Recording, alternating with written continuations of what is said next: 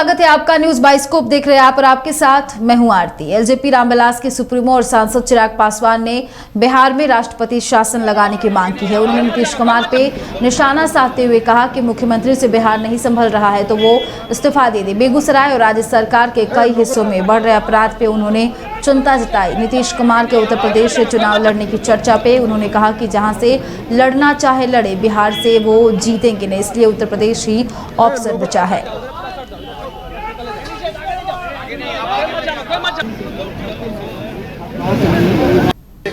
सरकार जब से बदली है अपराध और ज़्यादा बढ़ गया और इसीलिए मैं कहता हूं कि ये जंगल राज ही नहीं, ये डबल जंगल राज आज की तारीख में चल रहा है। अपराध की पराकाष्ठाओं में से एक है कल रात वाली घटना, बेगूसराय की घटना। ऐसी घटनाएं आज की तारीख में बिहार में घटित हो रही हैं जिसको कभी हम लोगों ने सोचा भी नहीं था।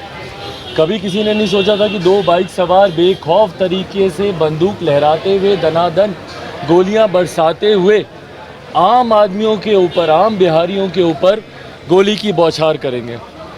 हम लोगों ने कभी नहीं सोचा था कि हॉस्टल जहां पे बेहतर भविष्य की कल्पना के साथ बच्चे रहते हैं, जो अपने पठन पाठन में व्यस्त रहते हैं, उनके ऊपर कुछ असामाजिक तत्व बाहर से आकर इस तरीके से गोली चला देंगे। और इन सब के बीच कहाँ है प्रशासन तंत्र?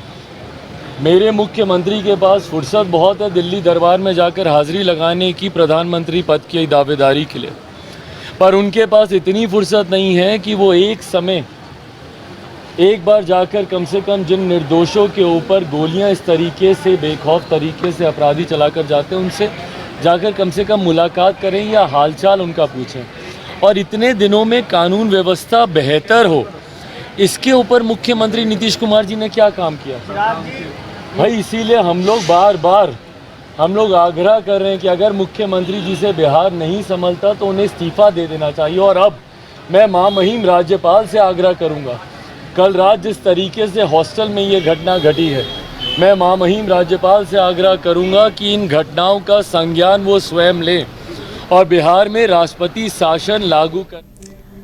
सीबीआई द्वारा तेजस्वी की जमानत रद्द करने की अपील पे तेजस्वी ने कहा कि बार बार सीबीआई छापे मारने आती है। उन्होंने कहा कि मैंने पहले ही कहा था कि सीबीआई मेरे घर में ही दफ्तर खोल ले, बीजेपी को डर हो गया इसलिए ऐसा कह रही है। उन्होंने कहा कि बीजेपी को दो बड़े घर के डरे हुए हैं। पहला डर 2024 चुनाव को लेकर है और दूसरा डर बिहार सरकार द्वारा नौकरी देने को लेकर है। बीजेपी नौकरी दे नहीं सकती इसलिए डरी हुई है।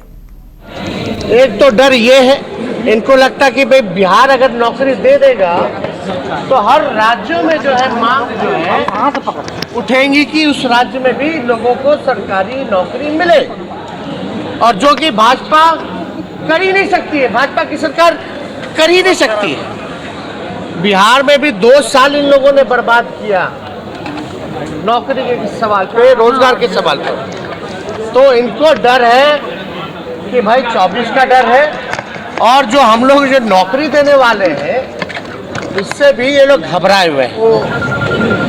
कई बार सीबीआई और ईडी इनकम टैक्स के लोगों को न्योता दिए कि भाई आप लोग बार बार छापे मारने आते, आइए मेरे घर में ही दफ्तर खोल लीजिए। हम तो इतना कोऑपरेट किए, कितना आप बताओ, इससे ज़्यादा कोऑपरेट कोई किया है क्या जो अपने ही घर में बोलता है कि दफ्तर खोल लीजिए? और एक बात समझ जाइए कि भाई 2024 का जो है ये डर है। आरजेडी के बिहार प्रदेश अध्यक्ष के चुनाव के लिए पटना स्थित पार्टी कार्यालय में निवर्तमान बिहार राजद अध्यक्ष जगदानंद सिंह ने अपना नामांकन पत्र जमा किया। इस मौके पर डिप्टी सीएम तेजस्वी यादव ने उन्हें अग्रिम बधाई देते हुए कहा कि जगदानंद बाबू पार्टी के सबसे पुराने समाजवादी नेता हैं। उनकी अध्यक्षता में 2020 में राजद सबसे बड़ी पार्टी बनकर उभरी है। एक बार फिर से जगदानंद बाबू का नामांकन हुआ है और सर्वसम्मति से वे ही पुनः प्रदेश अध्यक्ष बनेंगे।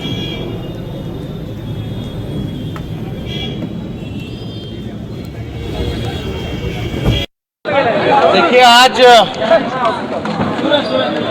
प्रदेश अध्यक्ष को लेकर के राष्ट्रीय जनता दल के नामांकन करने जगदा बाबू जो पार्टी के वरिष्ठ नेता रहे, पूर्व मंत्री रहे बिहार सरकार में, सांसद रहे, एक समाजवादी नेता है और इससे पहले का भी कार्यकाल हम लोगों ने इनका प्रदेश अध्यक्ष के रूप में देखा है और इनके अध्यक्षता में 2020 के चुनाव में हम सब लोग सबसे बड़ी पार्टी भर करके आए, काफ़ी सफलता हम लोगों ने पाया है और आज एक बार फिर से जगदा बाबूजी ने हम सब जिसमें प्रस्तावक बने हैं उन्होंने नामांकन किया है और आज ही 2 बजे तक का नामांकन करने का समय था। तो आप कह सकते हैं कि सर्वसम्मति से पुनः जगदा बाबूजी प्रदेश अध्यक्ष के रूप में चुन करके आएंगे। अब इसकी घोषणा तो आधिकारिक रूप से कल होगी, लेकिन अभी तक तो कोई नामांकन के लिए आया नहीं है और हम उम्मीद भी करते हैं कि सब लोग मिलजुल करके जो है एडवांस शुभकामना दे रहे हैं जगदा बाबू को। हाँ, एकदम शुभकामना है ही, हम लोगों का शुभकामना है पूरा। कांग्रेस के वरिष्ठ नेता तारिक अनवर ने विपक्ष को एकजुट करने के नीतीश कुमार के प्रयास की सराहना की है। उन्होंने कहा है कि उनके कामों का हम समर्थन करते हैं। नीतीश के प्रधानमंत्री पद पे दावेदारी विषय पे उन्होंने कहा कि नीतीश कुमार ने पहले ही कह दिया है कि वो प्रधानमंत्री नहीं बनेंगे। सोनिया गांधी से उनकी मुलाकात हो चुकी है। आ जाएगा और हमको लगता है इसकी आवश्यकता है। सभी पार्टी के लोग, विशेष रूप से कांग्रेस पार्टी, कांग्रेस के राष्ट्रीय नेता हमारे राहुल जी भी इस बात को कहा है कि सभी विपक्षों को एक मंच पर आना पड़ेगा। तो मैं समझता हूँ कि ये ज़रूरी है और जितना जल्दी हो सकता है ये काम होना चाहिए। कई क्षेत्रीय दल नीतीश कुमार में पीएम मटेरियल देख रहे हैं वो अपने बयानों में। देखिए, वो इसका खंडन तो खुद स्वयं वो कर चुके हैं। अभी हमको विपक्ष की एकता आवश्यक है।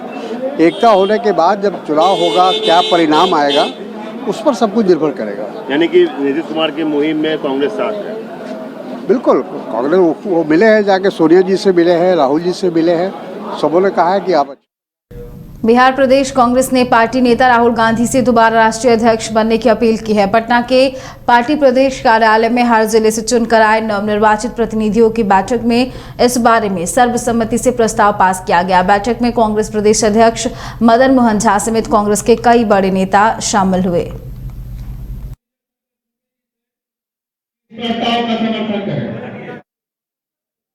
पटना सिटी के अगमकुआ थाना क्षेत्र के पहाड़ी और रानीपुर मौजा से जमीन अधिग्रहण के विरोध में 15वें दिन भी लोगों का विरोध जारी रहा। इसी क्रम में लोगों ने पटना साहिब के विधायक नंदकिशोर यादव का घेराव किया और जमीन अधिग्रहण का विरोध किया। नंदकिशोर यादव ने कहा कि विकास के नाम पे ये सरकार लोगों को गुमराह कर रही है, जबकि उन्होंने सरकार को वैकल्पिक रास्ता भी सुझाया था, लेकिन सरकार के कानों पर जू तक नहीं रेंगा। नंदकिशोर यादव ने जमीन की अधिग्रहण का विरोध किया है।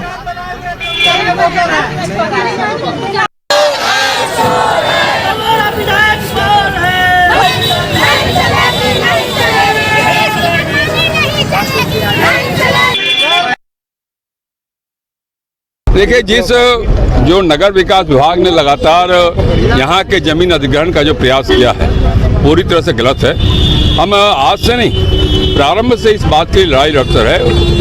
तत्कालीन अधिकारियों से मिलने का काम किया, डिप्टी सीएम से मिलने का काम किया, सीएम को चिट्ठी लिखने का काम किया, लेकिन किसी के कान पर कोई जू नहीं देख रहा है। मैं वर्तमान सरकार से भी आग्रह करूंगा कि इन लोगों के साथ अन्याय नहीं करे। लोगों के मकान बने हुए हैं, कई बार जमीन का अधिग्रहण हो गया है, इन लोगों को न्याय मिलना चाहिए। और हम लोगों ने वैकल्पिक रास्ता भी बताने का काम किया।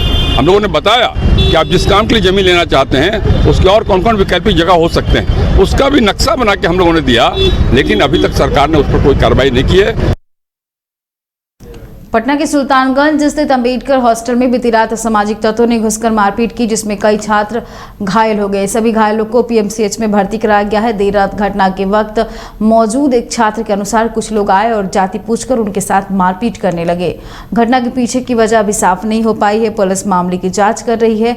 हॉस्टल के छात्रों का कहना है कि अपराधियों ने गोली भी चलाई थी। छात्रों का आरोप है कि पुलिस के सामने ही अपराधी भागे थे, लेकिन पुलिस ने उन्हें नहीं पकड़ा। इस पूरे मामले में पुलिस की तरफ से अब तक कोई आधिकारिक बयान नहीं दिया गया है।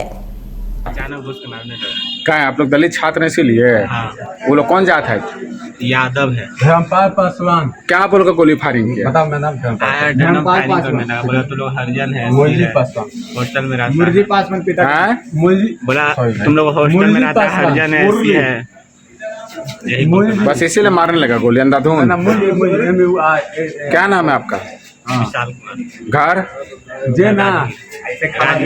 यहाँ कहाँ रहते हैं आप?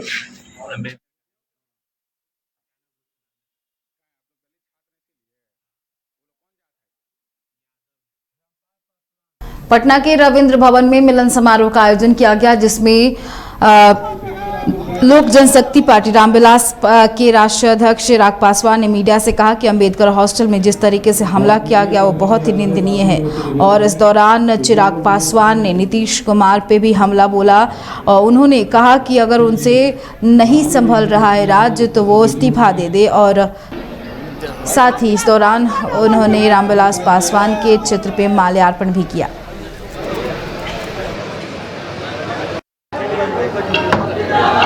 उसमें जो घायल बच्चे थे उनको देखने अभी मैं पीएमसीएच में गया। उसमें से एक को रेफ़र किया गया है एम्स में। एम्स के डायरेक्टर से भी मेरी बातचीत हुई, बेड मिलने में वहाँ पे समस्या आ रही थी।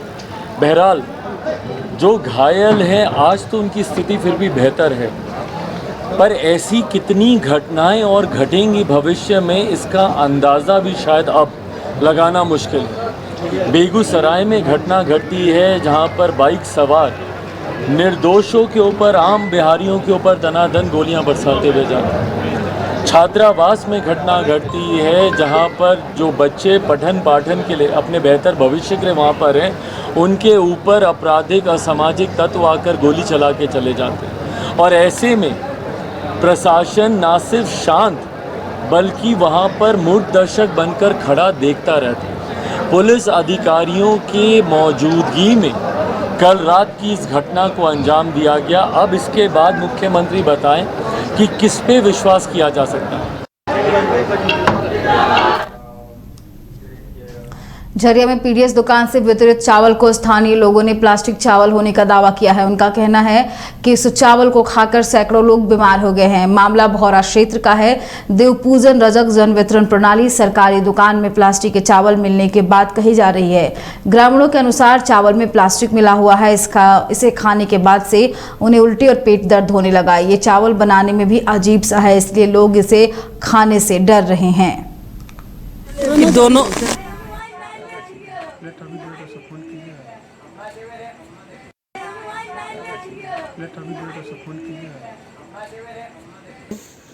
आज हम लोग चावल तो इसमें जो है 2 नंबर चावल है सर, सही चावल नहीं है। ये लोग पूरा प्लास्टिक वाला चावल मेरा प्लास्टिक तो है, मिला हुआ चावल है इसमें, प्लास्टिक का चावल मिला हुआ है, मिक्स किया हुआ जी। और वो क्या दुकान डेली खोलता है कि कभी कभी खोलता है? सर देखिए इसके विषय में तो नहीं कह सकते हैं, लेकिन जब भी आते हैं तो 10 बजे तक के तो उसका दुकान नहीं खुला हुआ देखते हैं, कई 2 बजे भी देखते हैं। भागलपुर निबंधन कार्यालय की ओर से 3 बसों को रवाना किया गया। समाहरणालय परिसर से बसों को हरी झंडी दिखाकर जिला पदाधिकारी सुब्रत सेन ने रवाना किया। तीनों बस जिले के 3 रजिस्ट्री कार्यालयों में रजिस्ट्रेशन कराने वाले लोगों को हर एक प्रखंड में घूम घूम कर रजिस्ट्री ऑफिस पहुंचाएगी। एक भागलपुर रजिस्ट्री ऑफिस के लिए, दूसरा कहलगांव और तीसरी बस नौगछिया के बेहपुर के लिए प्रखंडों में घूमेगी और रजिस्ट्री कराने वाले लोगों को बस में बैठाकर रजिस्ट्री कार्यालय ले जाएगी और फिर उनके गंतव्य तक पहुंचाएगी। जिलाधिकारी ने बताया कि पहले कुछ दिनों तक इसका ट्रायल किया जा रहा है और बेहतर परिणाम मिलने पे भी बसों को इस कार्य के लिए लगाया जाएगा, जिससे रजिस्ट्री कराने वाले लोग बिचौलियों से बच सकेंगे। रजिस्ट्रेशन डिपार्टमेंट की एक देखिए बहुत अच्छी पहल है जिसमें जिलों में सभी प्रखंड जो दूर दराज के ग्रामीण क्षेत्र हैं, जहाँ से लोगों को रजिस्ट्री कराने में आने में समस्या होती है और कई बार वो बहकावे में आकर के कुछ ऐसे लोगों के संपर्क में आ जाते हैं जो कि उनका एक तरह से दोहन भी करते हैं और ये सारी बातें जो है सिस्टम से बाहर चलती रहती हैं और लोगों को परेशानी का सामना भी करना पड़ता है। तो इस कड़ी में विभाग ने ये निर्णय लिया है कि जितने भी लाभुक या बेनिफिशरी आप कह लीजिए जो रजिस्ट्रेशन कराना चाह रहे हैं, उनको बस के माध्यम से वहाँ निबंधन कार्यालय में लाया जाएगा और उनको सारी सुविधाएं उपलब्ध कराई जाएंगी और उनका तत्काल रजिस्ट्रेशन करा करके उनको फिर वापस भी भेजा जाएगा। ये सुविधा हम लोगों ने 3 बसेज़ के माध्यम से पूरे ज़िले में शुरू की है।